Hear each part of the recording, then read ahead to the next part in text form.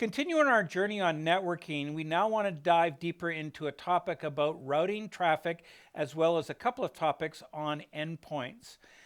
We've seen in other modules, I've referenced this topic, so this is where we're going to get into details. My name is Bob Tickleman. I'm excited to be your guide for this module. Specifically, we're going to take a look at the system-defined routes that are there by default. We've covered these, as I said, in other topics and mentioned them, but this is where we're going to explain them. We're also going to show you how you can shape traffic through the flow of your subnets, VNets, and wide area network traffic using UDRs or user-defined routes. We're going to introduce two exciting topics that I personally think are very important that are relatively new to the Azure infrastructure. A couple of years ago, we introduced what are called service endpoints and private endpoints that are going to significantly improve the performance and security of these resources. Let's get into it.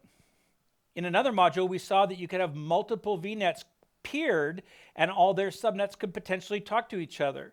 We saw that in another module, we had things called NSGs, or the network security groups, to block traffic in and out. Now that traffic shaping is done by default using the system-defined routes. We'll take a look deeper in this, but they are there by default to route traffic across a known network environment. We're going to be able to modify that by then coming in and overriding that information with the UDR, or user-defined routes. These are in addition to some of the default routing capabilities of the standard TCP/IP protocols. When you take a look at the two IP addresses at the start and end of an address range, which are your network address and your broadcast address for that subnet itself. So all of these pieces come together, nothing really specific or new to TCP/IP, but we incorporate all those and then we overlay them with that standard system-defined route to provide that interconnectivity of all the subnets and VNets across VNet peers. Being able to custom shape this flow of traffic between your subnets and VNets is a user-defined route. Now, they combine or override, if they conflict, with the system-defined routes that you have. So they both come into play, but we now have the capability to create that custom shaping to say, to get from this one specific location, instead of going to a system-defined route, possibly using BGP and some of the broadcast methods to find ways to get around it, we can now shape traffic specifically. In another module, we talked about a thing called service chaining, where you might have in a hub and spoke environment where you've got two spokes connected through a hub, that by default in a hub and spoke VNet peer that you have, hub 1 is now peered with VNet 1 and VNet 2. They can't talk to each other, VNet 1 and VNet 2, directly. Using this UDR, the user-defined route, you could take traffic meant for VNet 2 that could not normally get there. You could shape that traffic to send it to an NVA, or network virtual appliance, that is running in the hub network that then could process that information. So that's where you're going to get that custom routing capability using the UDRs. Before I get into the whiteboarding, I want to introduce the concept of these two important topics. Service endpoints provide the capability to be able to communicate between an Azure service and a virtual network. In the past, if you had, say, an Azure storage account, these storage accounts were potentially available through an HTTP or an HTTPS request. Now, this might have been accessed publicly, and what you might have had to do was to take your private IP address VNet.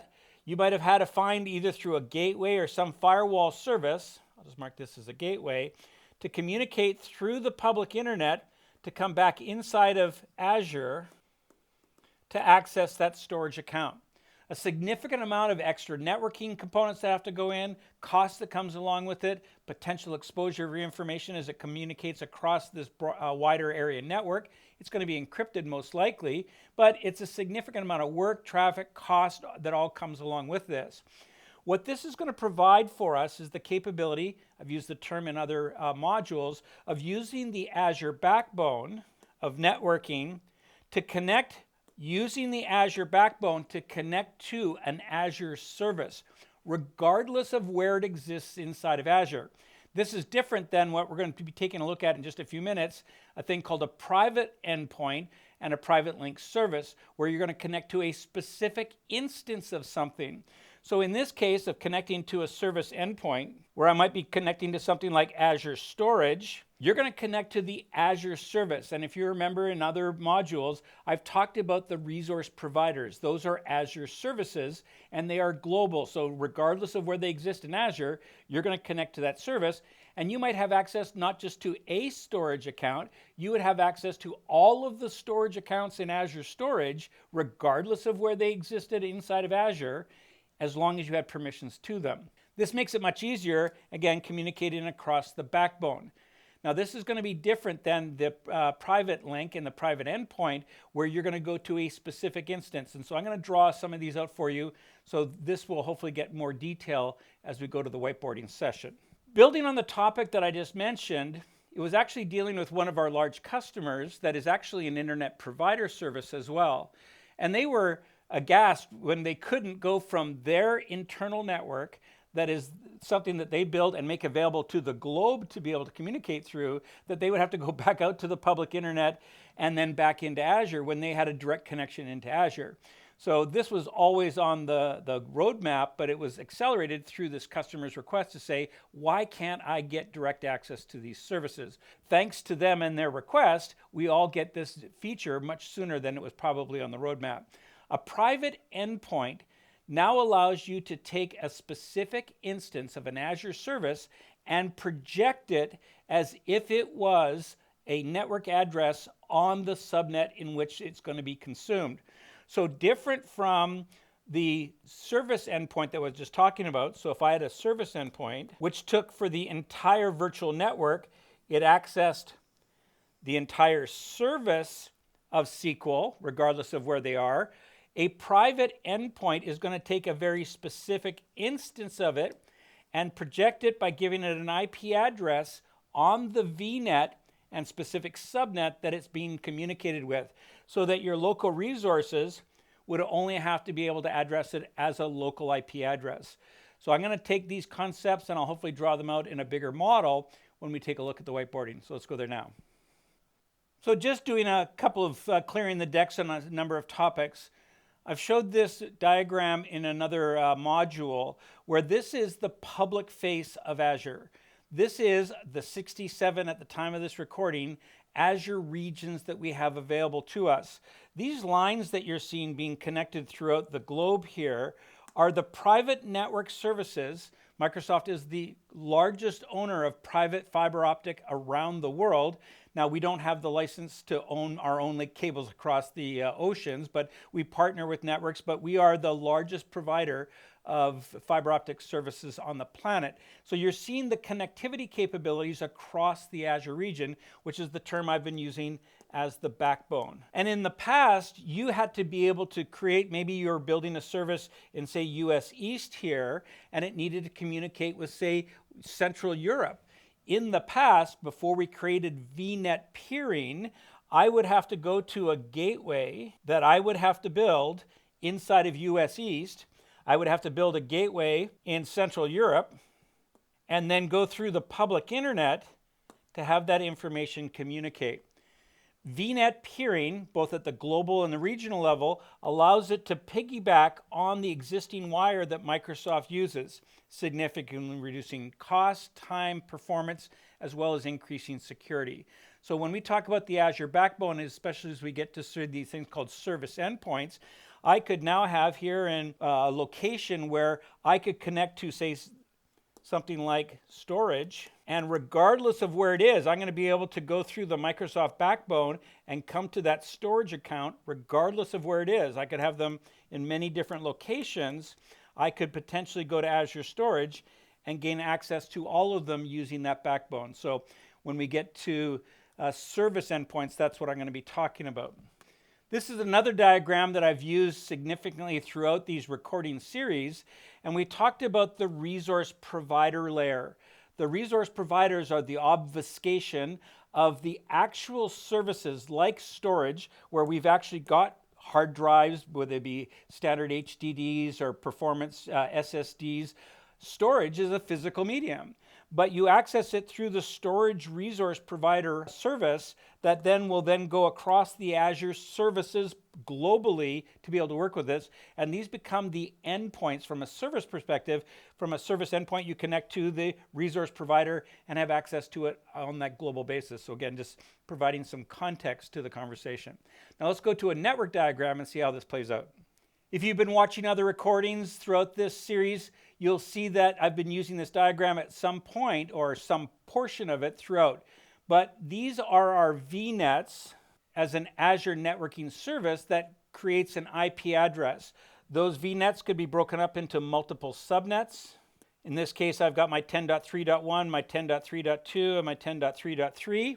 And I've got a different one. They could be in the same region, they could be across region, and I could then peer these services. And that way, all of the subnets, and while they have their own routers with their default gateways, and we saw that all the subnets by default within a VNet have the capability of communicating with each other, through the user-defined networking services, I could potentially shape that traffic to say, I don't want you to have to find a multiple route. I want you to go to a specific route. And in my hub and spoke, you might say I have a specific type of traffic and I need it to go to a resource on a different VNet potentially in entirety. So these are all the different concepts coming together. Now I'm not going to bring in the NSGs, the network security groups that we have available at both the subnet and the network card, as well as the application security groups, because it's just going to make this a little bit more complicated. But we need this part to understand some of the things to take a look at these other services that we might want to take a look at. As I start to branch out and work with service endpoints, services such as SQL and storage, and any Azure service potentially. In Azure Storage, you have storage accounts.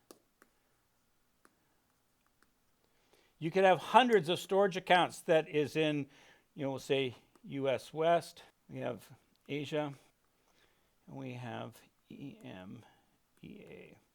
You've got them in different locations around the globe because it's the storage service. A service endpoint is done at a subnet level where you're going to extend that subnet to be incorporating any resource in storage from that network segment that you're dealing with. And so if it's looking for something based on its storage account name, it could then use the Azure backbone and it would then find the services. Said you can access one or more services, and that's a great way to access multiple services of the same type using a service endpoint. I'll be doing this in the live demo in just a few minutes. The difference that we have with this is if I wanted to connect to a very specific instance of that storage, I could project that as an IP address, 10.3.1.57. Remember, it's going to get IP addresses from the DHCP services. And now local services could access it, other services inside of the same VNet, and potentially how our NSGs and the peering is set up, I could have other services also come to and get it from that IP address without having to create other endpoints that I would have to then replicate into other networks. So it's a great way to provide resource access in a traditional networking model without having to map everything directly to specific storages and use other methods. It's all part of a TCP/IP communication that is easy to diagnose, design, and then troubleshoot. Let's go to the portal and take a look at service and private endpoints. Okay, so I want to look at two different scenarios. I want to look at the service endpoint and the private endpoint. Now, they are done from different locations, but visible from the two locations I'm going to do this. One I'm going to do on the storage account specifically inside of the storage service. That is done as a private endpoint from the storage account specifically. The VNet that I'm going to be working with is where you're going to be able to actually project some of these and actually project to the service endpoint that you're going to work with for that VNet and pick which VNets you're working with. So it gets a little confusing, but I'll try and talk you through it. But if you have that big picture, I'm going to do the service endpoint first, and that is done from, I've got two tabs here. So I've got storage accounts, and I've got a specific virtual network here. If you saw in a previous recording, this is my hub network in West US 3, and we did our peerings that we talked about before, if you remember that. In here, you can see that I have service endpoints, and this is where I'm going to create a connection between this VNet, between the entire VNet, and then some or all of the subnets inside of it. Now, I'm going to come take a look at the subnets that I have.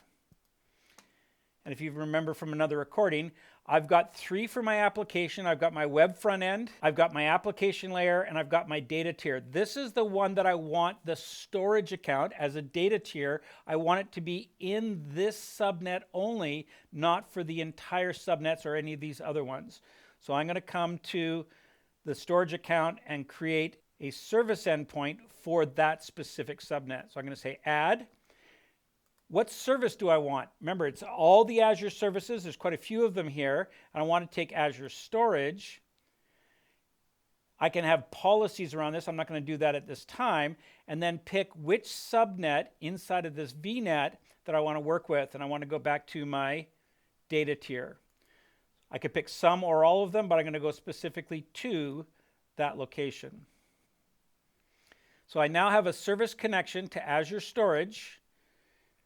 And I have access to all those resources to a specific subnet inside of this VNet. Now, if you take a look at my private endpoints, I don't have any.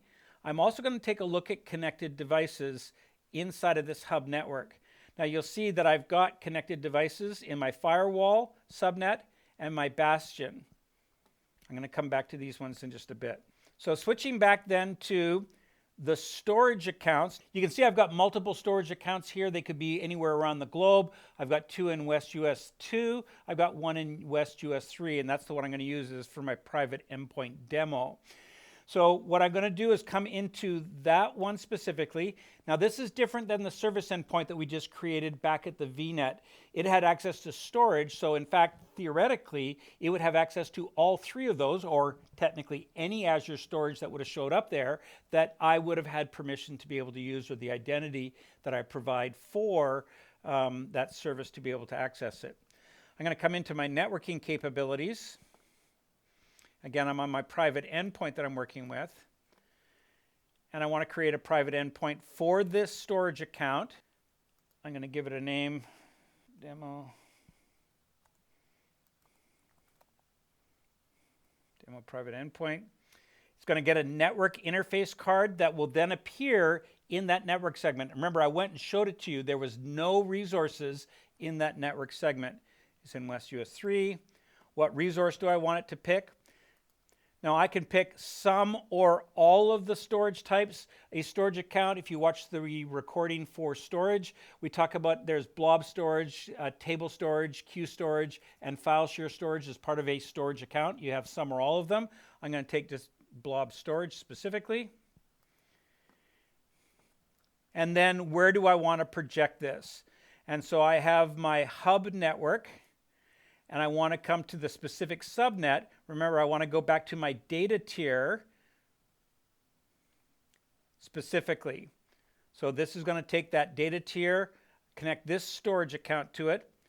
Do I want it to dynamically assign an IP address? In other networking segments, we talked about having in the software-defined networks in your subnets, there's DHCP that will automatically assign the IP addresses.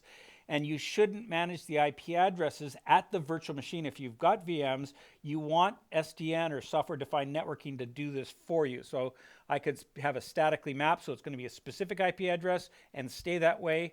Or in this case, I'm going to just use dynamically. We've talked about it in another recording about application security groups, so that if there is multiple virtual machines in there that I want to grant access to that information or IP addresses, I can restrict it to just those as opposed to the entire subnet. We've had a recording about DNS and using private DNS services. I'm not going to get into that. Tags we've talked about in previous recordings. I'm just going to create this now.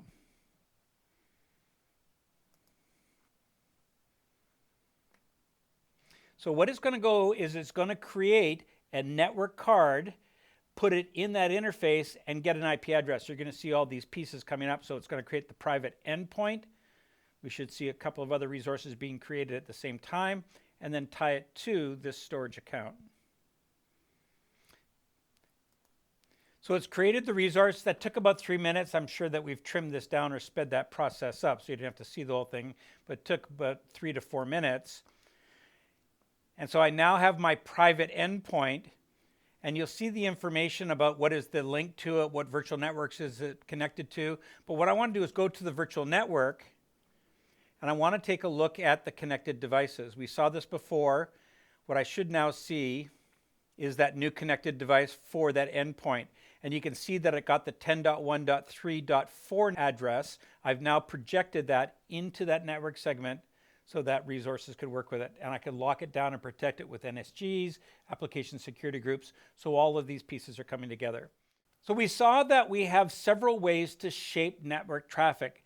Looking at system-defined routes, the default routes that are available, whether they be from TCP/IP with your broadcast address and your local host addresses you're dealing with, as well as the system-defined routes that are there from Azure when you take a look at all the routing that you have of all the subnets in a VNet.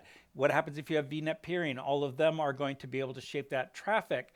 We also have the capability of overriding the system-defined routes by augmenting them with UDRs to augment or override those default routes to shape the traffic we're working with.